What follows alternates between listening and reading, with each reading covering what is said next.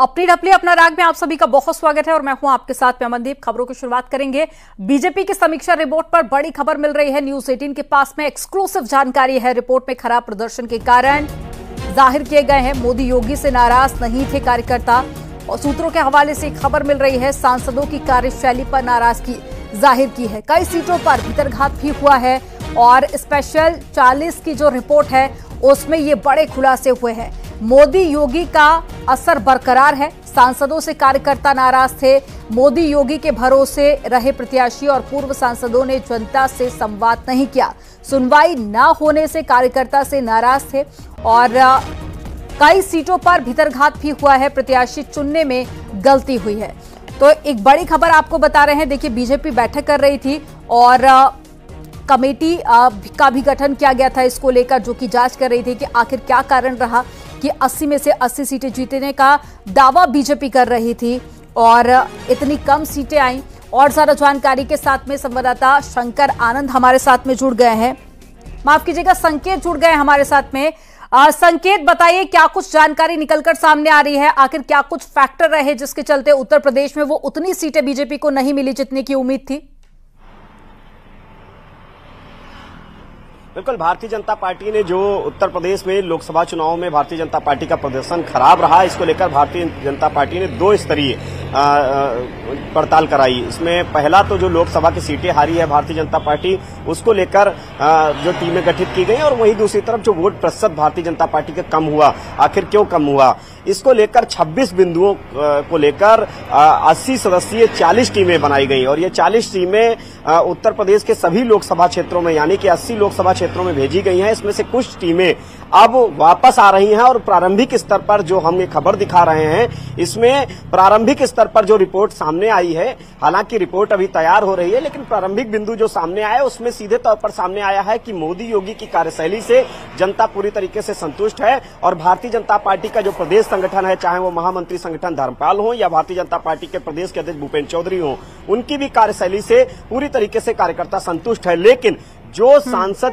प्रत्याशी चुनावी मैदान में थे, उनकी कार्यशैली को जनता पसंद नहीं कर रही थी और जिन सांसदों के टिकट रिपीट किए गए, पिछली बार ही पर चुनाव जीते, लेकिन इस बार वो लगातार उनकी अपनी जो पकड़ थी जनता के बीच में वो नहीं थी, कार्यकर्ताओं की भी वो अपेक्षा कर रहे थे। और यही नहीं, जो स्थानीय स्तर पर कार्यकर्ताओं की समस्याएं होती हैं, संकेत ये बताइए कि जो स्पेशल 40 की रिपोर्ट थी वो कब तक सौंपी जाएगी, कब तक वो रिपोर्ट पूरी हो जाएगी। इसके अलावा भीतरघात की भी जानकारी मिल रही है। आपने जैसा बताया कि जो प्रारंभिक बिंदु थे वो तो सामने आ गए थे। क्या ये रिपोर्ट पूरी कंप्लीट होने के बाद में कुछ बड़े बदलाव भी हो सकते हैं? बिल्कुल, जाहिर सी बात है कि अभी ये प्रारंभिक स्तर पर है। जो कुछ टीमें जो जिलों में अभी कुछ टीमें मौजूद हैं, कुछ टीमें वापस आ गई हैं। जो टीमें वापस आई वो अपनी रिपोर्ट तैयार कर रही हैं। ये स्पेशल 40 यानी कि 40 टीमें हैं, 80 सदस्यीय टीम है। इसमें जो प्रारंभिक स्तर पर रिपोर्ट आ रही है सामने, उसमें यह भी बात सामने आ रही है कि जो भीतरघात भी पार्टी में स्थानीय स्तर पर हुआ है। कई विधायकों पर भी सवाल उठा रहे हैं, स्थानीय पदाधिकारियों पर सवाल उठ रहे हैं। और यही नहीं, जो स्थानीय स्तर पर प्रशासनिक चूक है, यानी कि कार्यकर्ताओं को सम्मान नहीं मिल रहा था वहां पर, चाहे वो थाना स्तर पर हो, ब्लॉक स्तर पर हो, तहसील स्तर पर हो, ऐसी भी अधिकारियों की भी खामी इस रिपोर्ट में सूत्रों की माने तो ये आ रही है। और इसकी अब विस्तृत रिपोर्ट तैयार होकर 24 जून को भारतीय जनता पार्टी के प्रदेश नेतृत्व को सौंपी जाएगी और फिर रिपोर्ट के बाद बड़े स्तर पर जो चाहे वो संगठन में बड़े स्तर पर बदलाव किए जाएंगे। जहां पर जिन लोगों की चूक हुई है उनकी जवाबदेही तय की जाएगी और ये रिपोर्ट केंद्रीय नेतृत्व को भी भेजी जाएगी। हालांकि ये फिलहाल जो अभी तक की जानकारी है, प्रारंभिक जानकारी है। जो टीमें, कुछ टीमें आ चुकी हैं वापस, कुछ टीमें जिलों में मौजूद हैं, अभी पड़ताल कर रही हैं। यानी कि कुछ दिन का और इंतजार करना होगा, जिसके बाद में उन सभी सीटों पर रिपोर्ट तैयार हो जाएगी जहां पर बीजेपी को हार का सामना करना पड़ा है। जानकारी साझा करने के लिए बहुत शुक्रिया संकेत आपका। और बीजेपी प्रदेश अध्यक्ष भूपेंद्र चौधरी का बयान सामने आया। हार के कारणों की रिपोर्ट भेजी जाएगी केंद्रीय नेतृत्व को और साथ ही पार्टी कार्रवाई करेगी और साथ ही निर्णय भी पार्टी करेगी। फैजाबाद लोकसभा सीट पर हार के कारणों का पता लगाने पहुंचे भाजपा के प्रदेश अध्यक्ष भूपेंद्र चौधरी। पहले दिन मिल्कीपुर, बीकापुर और साथ ही अयोध्या विधानसभा को लेकर बैठक की। दूसरे दिन आज रुदौली और दरियाबाद विधानसभा की बैठक कर समीक्षा करेंगे और रिपोर्ट के आधार पर कई पदाधिकारी पर कार्रवाई भी हो सकती है। हम लोगों ने कल 3 विधानसभाओं में बैठकर आपस में आगामी कार्यक्रम और अभियानों की चर्चा की है और उन सब कारणों की समीक्षा भी हम लोगों ने की है। जिस प्रकार के राजनीतिक परिणाम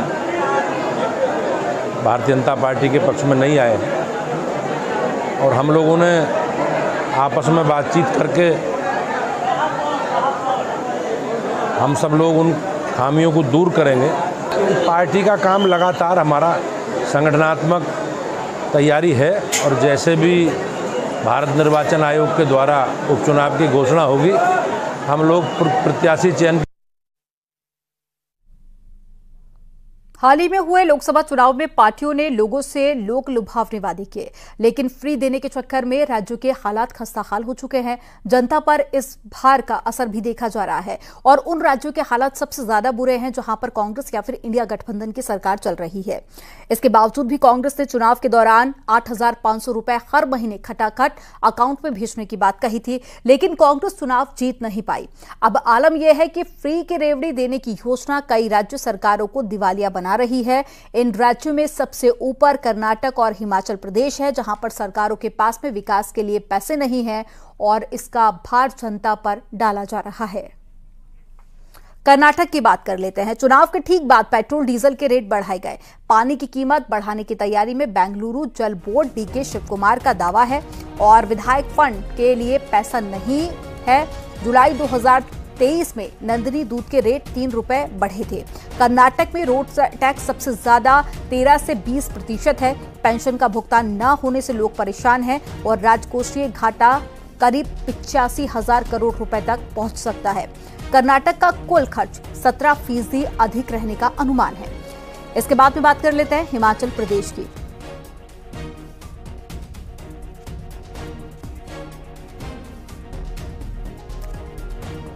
तो कर्नाटक में देखिए हालात बेहद खराब हैं, क्योंकि जो वादे किए गए थे अब उन वादों को पूरा करना बहुत मुश्किल हो रहा है पार्टियों के लिए। अब ऐसे में जो भार है वो जनता पर पड़ रहा है, ऐसे में जनता की नाराजगी भी बढ़ती जा रही है। चलिए अब बात करते हैं हिमाचल प्रदेश की।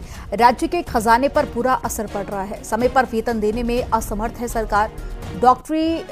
सरकारी डॉक्टरों के एनपीए को खत्म करने का भी फैसला लिया गया और साथ ही हिमाचल सरकार 2022 और 23 में करीब 86 करोड़ कर्ज में रही और हिमाचल के डिप्टी सीएम ने दावा किया कि प्रदेश में 5वां सबसे अधिक कर्ज वाला राज्य हिमाचल प्रदेश है।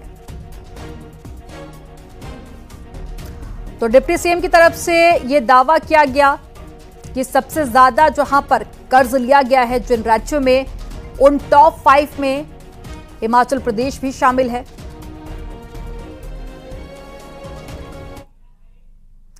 यूजीसी नेट परीक्षा रद्द होने के बाद में लखनऊ में छात्रों ने प्रदर्शन किया। लखनऊ विश्वविद्यालय के गेट नंबर 1 पर धरना प्रदर्शन किया गया। पुलिस छात्रों को रोकने की कोशिश करती हुई नजर आई, लेकिन छात्र अपनी मांगों पर अड़े दिखाई दिए। छात्रों ने इस दौरान एनटीए को रद्द करने की मांग भी की।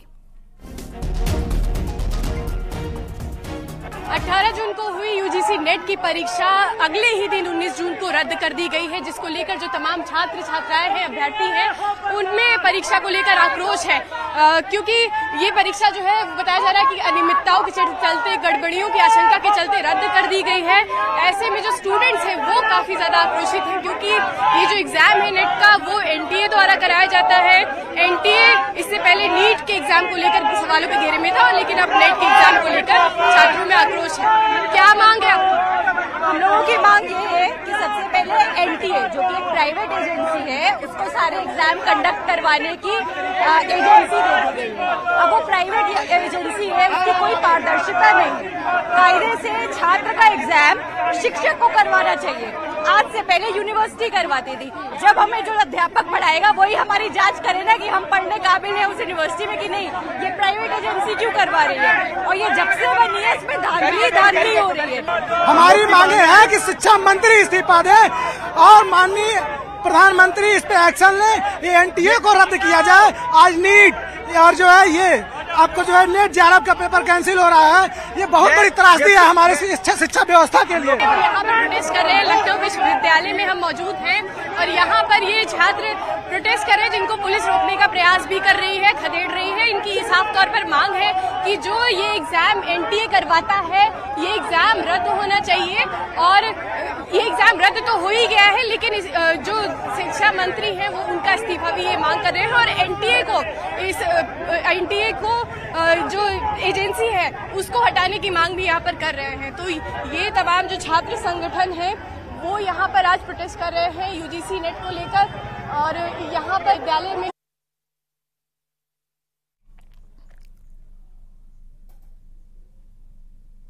मंत्री ओम प्रकाश राजभर ने UGC नेट परीक्षा रद्द करने की जांच के आदेश का स्वागत किया है और उन्होंने कहा है कि ये सरकार की अच्छी पहल है और जो दोषी पाए जाएंगे उनके खिलाफ कड़ी से कड़ी कार्रवाई होगी। तो सरकार की अच्छी पहल है और जो CBI जांच सौंपी गई है, जो दोषी पाए जाएंगे उनके खिलाफ कड़ी से कड़ी कार्रवाई होगी।